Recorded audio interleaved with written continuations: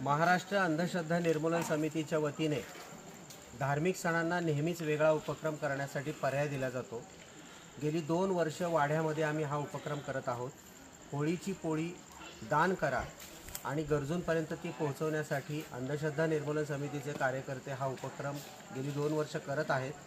त्याला वाडे ग्रामस्थ, तिथले तरुण मित्र सर्वांनी खूप चांगला प्रतिसाद आम्हाला दिलेला आहे।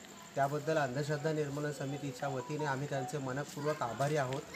ही परंपरा पुढेही चालू राहावी या दृष्टीने आम्ही प्रयत्न करणार आहोत। वाड्यातल्या तरुणांना माझं आव्हान आहे की ही परंपरा पुढे चालू ठेवण्यासाठी तुम्ही पुढे या आणि दरवर्षी आमचा तुम्हाला पूर्णपणे पाठिंबा असेलच। हा उपक्रम आपण सातारा जिल्ह्यात प्रत्येक गावामध्ये पोहोचवण्यासाठी निश्चितपणे यापुढे प्रयत्न करू। आपण आहोत वाडेगावामध्ये।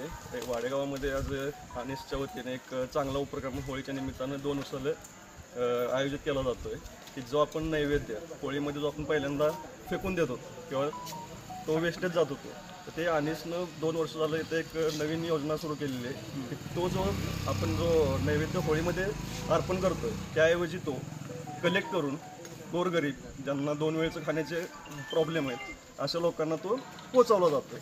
तर या उपक्रमाबद्दल मला अनिसचे खूप खूप धन्यवाद की बाबा तुम्ही एक स्तुत्य उपक्रम हा राबवला जातोय तुमच्याकडून 2 वर्ष आणि अतिशय चांगल्या पद्धतीचा हा उपक्रम आहे की अन्न वेस्टेज घालवण्यापेक्षा ते 2 घास ज्यांना मिळत नाही त्यांच्या मुखापर्यंत अनिसच्या निमित्तानं पोचतं।